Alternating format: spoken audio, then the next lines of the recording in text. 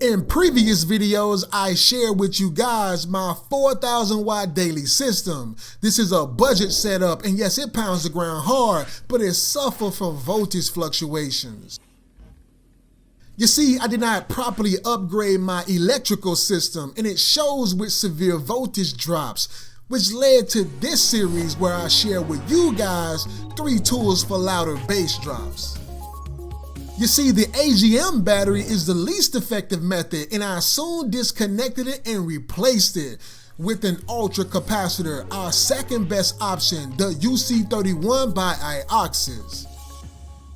But despite superior discharge and charging capabilities, this capacitor cannot do it all alone, which led to our #1 solution to aftermarket electronics, a high output alternator from Mechman.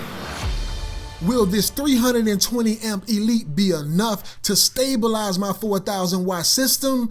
I think most of you already know the answer by now, so let me be quiet and continue with the intro.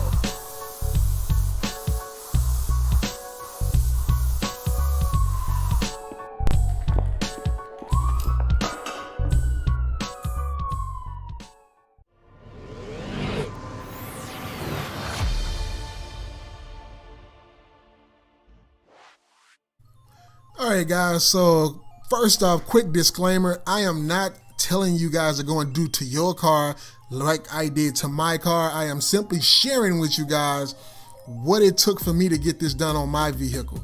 Do not go out and do this to your brand new vehicle as I have done to mine. Alright, so now that that's out of the way, as you guys can see, I had to get some things out of the way in order to access this. This is a very tight fit on this car, as most cars are these days.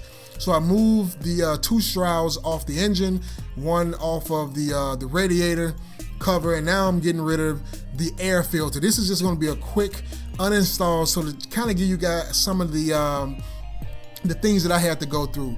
Of course, before you work on any electronics, I advise you to remove the negative cable. This is standard. Read your manual, your instruction manual for your car, please. This is a 1/2 inch slot right here, so you're gonna have to need a breaker bar or some type of extension in order to move that from the tension pulley. This is the idler pulley. It had to come out of the way as well in order for me to get my hands down inside of there. There's a good look at the alternator itself. It took about a 15mm nut to get that off of there. Please be careful with your wires, guys, your connectors. This would damage your alternator, and you will have to get a professional out. 13mm sockets allowed me to get the rest of the bolts off of here, and I was able to just reposition, push back a few fluid hoses and get this thing out of here. And this is what they look like side by side. This is the stock alternator right here from, I don't know if the name of this is Vallejo or Vallejo, but this alternator was actually made in Mexico. GM did have a contract down there in Mexico where they manufactured these guys with a new plant they had there. And this is a 150 amp alternator, and this alternator is in excellent shape. It's not giving me any issues at all. I am only replacing it and putting it on a shelf. For the time that I resell it, I'm going to be reinstalling this thing and keeping my Mechman. Speaking of Mechman, this is the 320 amp Elite right here. This alternator has great reputation and was not cheap, guys. Okay, this thing cost me about 500 bucks. And there's a cancel warning for all the California residents, really anybody, to be honest with you. And it does come pre-installed with a 1/0 0 gauge slug. Or terminal there. So as you guys can see on the stock one, you have round wiring there on internally, whereas with the Mechman, which is what I'm pointing out right here, it has a flat wounding of wire in there, and that does give you greater surface area, because of course if you lay anything round on top of each other, there's going to be severe gaps. You lay something flat on top of each other, you're going to have more surface area. So what I'm going to be doing for you guys now is giving you guys a quick weight of this. Sometimes, you know, not seeing this in person, you don't really get a chance to hold these and see like what's the difference in weight. So they both seem to have an aluminum casting, and as you can see, that was roughly 13 pounds. And you put this on here, and as you guys can see, it's like 2 pounds heavier. Okay, so that kind of like just gives you an indication of how much more you have going on the internals of this alternator than you do the stock alternator. And what we're looking at right now is that pre-installed 1/0 or 0 gauge terminal that they give you here with the alternator. Mechman did his due diligences by supplying you this to fit perfectly on that 5/16 screw that's coming out, or bolt that's coming out the back of that. And luckily for me, I'm looking at this and I'm like, wow, this is the same size as the one that came off my stock alternator. So let me go over here under the hood and see if this is the same hardware that I already have.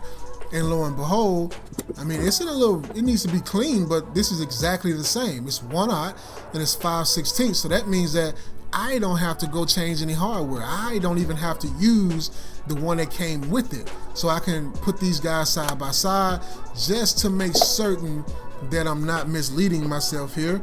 And yeah, they look to be identical to me. So all I have to do is clean that one up and we should be good to go. But of course, you're gonna also do a test fit before you even just make that decision. And yeah, I had to ream this one out. It looks nasty. I know that ain't a clean one, but I had to do this for a reason, guys. This is the ground in which I had to, that I had grounded during my Big 4 upgrade. Not the Big 3 upgrade, but the Big 4. And as you guys can see, that 5/16 do not fit on this here bolt that bolts onto the engine. This bolt is what holds the alternator onto the engine. And it's not a perfect fit, guys, but if you look at the width of the bolt and the width of the terminal, it is perfect. It does not fit as snugly as it could be, and I'm going to have to upgrade this in the future, but for now, I think that's plenty of surface area, and I'm not going to be changing that as of now. Moving on, we're going to give you guys a size comparison in the pulleys, because the pulleys are different sizes. The Mechman pulley is a smaller pulley, and you know that does equal more RPM. However, you need to keep things as stock as possible. Stock is 2.5. Mechman pulley seems to be around 2 inches. That means that if I divide that for top and bottom, that belt needs to be about a 1/4 inch shorter, or what some would say, just go for a 1/2 inch shorter belt. But you know, it does say that in the manual you may not have to do this, and my belt was so tight I don't think I'm going to have to do this, but we'll see that later. And just in case Mechman put some type of protective coating on these surfaces, I just used 3 different methods I want to show you guys for cleaning that up. You can use the wire brush method, or you can use the wire wheel, which I have on my tool right here. This is a quicker method, but I'm gonna tell you guys, it leaves gashes and grooves in the copper. Okay, copper is very soft, and I think a Brillo pad will leave a smoother surface and give you greater surface-to-surface contact without having those grooves that will create air gaps and allow water and moisture and the outside elements on the inside. But with the Brillo pad is not harder than the actual metal, so it won't leave those grooves and gashes in there. It'll just simply clean the oxidations from the outside of it, and you'll be better off. Coming up next is going to be the install itself, and I'm rushing through this, guys, to kind of give you guys a feel for what you may have to go through on your vehicle. Some vehicles are not like this. SUVs and trucks, they're like right there in your face, but in this case, this is not the case. I have to like wiggle things back and be careful not to break something to get this in this tight fit. And what you guys are seeing in about 5 to 10 minutes actually took me hours to do, guys. Hours being careful and getting things positioned correctly. It took me hours to do this. But anyway, so you get the 2 nuts in there just to secure it. You don't want to, you know, tighten anything down just yet. And I'm trying to give you guys proper angles. But in short, what you want to do is put everything back the way you took it off. Okay, this is not going to be a short video. I guess I could have gave that fair warning, but you guys see the timestamp. You're gonna have to take your time with this. You're gonna need the proper tools for this. You cannot rush this job. And right here now, I'm using an angle head drill by Ryobi, and it works properly fine. This thing here actually has a star hex on the end of it, and a protruding star hex on the end of it. So you're gonna need some specialty tools as well. And this is the idler pulley. You definitely want to make sure that this thing goes on right, because if it doesn't, you'll run into misalignment issues. The last thing you want to do is misalign your belt, people, because it will jump, and it will jump the over the gap, and it will shred itself, and you will be stranded somewhere on the highway if you don't do this properly. So get all that buttoned up. Make sure that your wires go on properly. Mechman even actually has the word ground engraved, not engraved, but embossed right there on the alternator, so you can't go wrong with that, guys. But make sure when you're putting your power wire back on here, make sure that you put the stock one on first. It's just a preference that I have. Some of the stock harnesses are all, I shouldn't say harness, but the terminals are also like, they have these special design on it where it clamps down, and as you can see, mine's is on there first, and then I put my aftermarket one on there. So what we're going to be doing now is just monitoring voltage levels. You want to first and foremost test this. This took me hours as well, but I'm not going to let you guys sit here for hours. I'm going to speed through all this stuff. We're going to get to the audio testing in just a moment, but your voltage level and your current draw is the most critical part of this. This is an aftermarket electronic. You want to make sure that everything is working properly. Right now, what you guys see me doing is pretty much what I'm going to do is let this window down, and I want to see, because I did not put a smaller belt on there, I want to see if I got any belt squeal. I want to get the RPM up to at least 2,500. That is like regular cruising speeds, and I want to see if this belt is going to slip any. If it's going to slip any, you need to go to your automotive store and get you a smaller belt.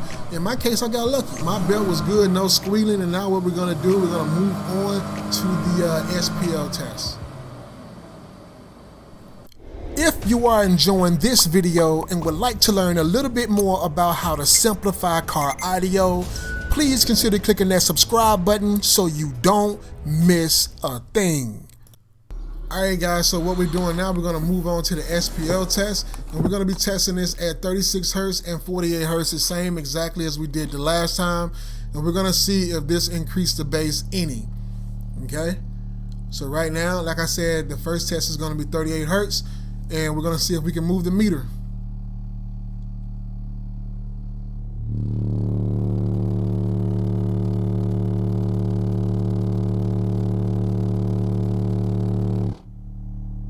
A 141.7 so far. Let's try that again.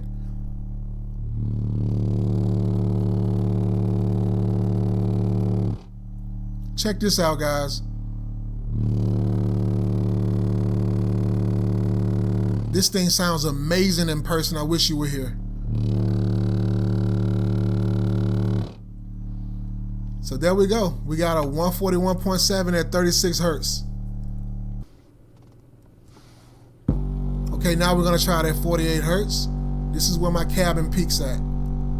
Close around here.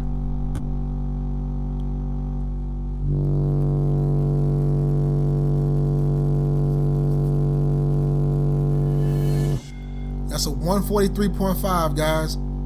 It's obvious that despite the power, these subwoofers have reached their potential in this small enclosure. I guess we can stay tuned for a future build. And that's what we got, a 143.5. Alright, so what we're going to be doing now, guys, we're going to go out here under the hood and we're going to once again check voltage and current. I cannot stress how important this is when you're changing electronics in your car, guys. One thing I want you guys to keep in mind is that whenever you are changing your stock electronics, especially in these smart vehicles that they have nowadays, this can throw something off potentially under the hood with your ECU, with your computer that you have built into your car. Okay, so it's very, very important that these aftermarket electronics marries well with the existing system, with your existing computer system inside your car. So make sure that you monitor these things at least up to a week daily. Monitor these things to make sure that none of these grounds are pulling excessive current. That's what I'm doing right now. Everything checks out. I'm pleased with this. So now we're going to get to a music test and see what this thing sounds like on daily music.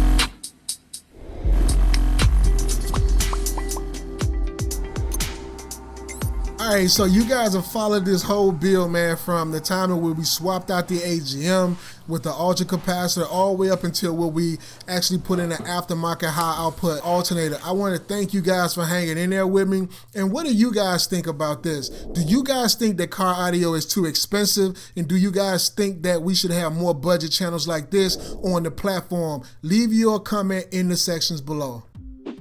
Thanks for visiting the channel to help you simplify car audio. It's the Budget Bass here, and I'm out.